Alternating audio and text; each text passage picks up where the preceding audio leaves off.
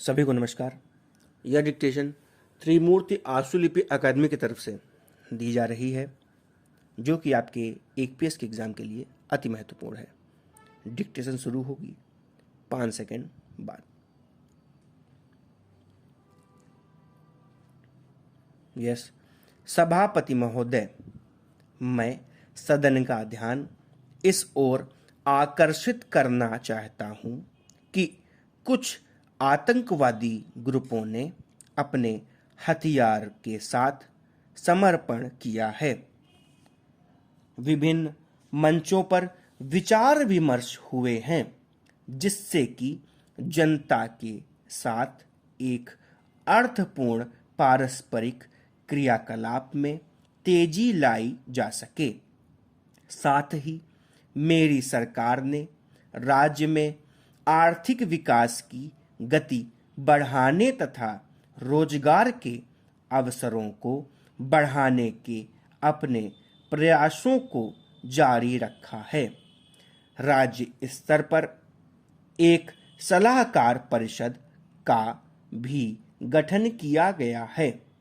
सरकार सामान्य स्थिति बहाल करने के लिए कोई भी बातचीत करने के लिए इच्छुक है, जो संविधान के ढांचे के भीतर हो। सितंबर 1991 से देश के पूर्वी भाग असम में शांति और सामान्य स्थिति फिर से बहाल करने के लिए सेना तैनात करनी पड़ी थी।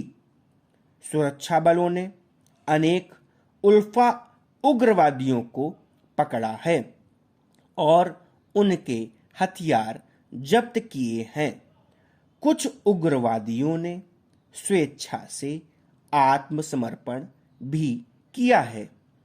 उल्फा ने बंदी बनाए गए सभी व्यक्तियों को मुक्त कर दिया है तथा अपने आंदोलनों को रोकने की एक तरफा घोषणा कर दी है।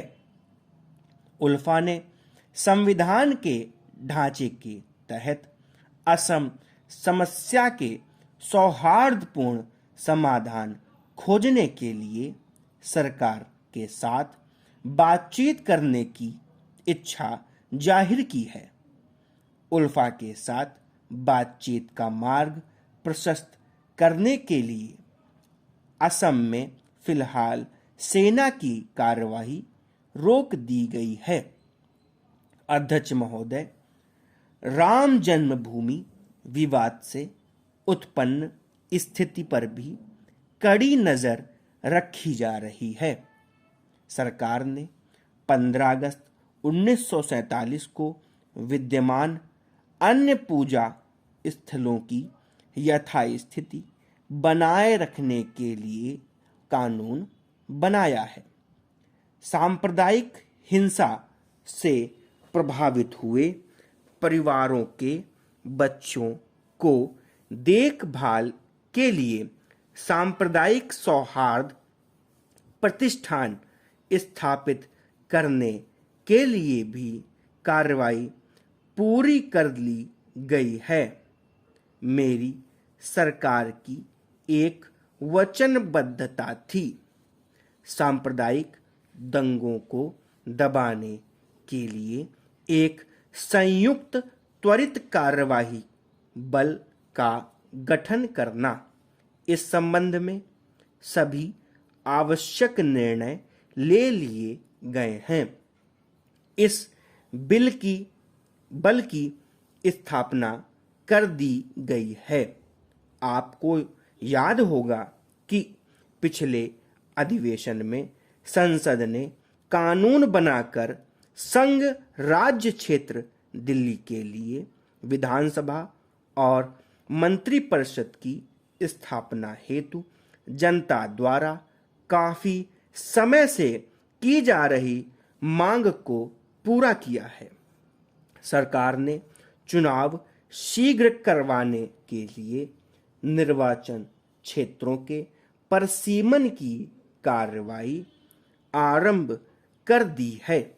मैंने अपने पहले अभिभाषण में देश को विकट आर्थिक स्थिति के संदर्भ में कठोर निर्णय लिए जाने की बात कही थी।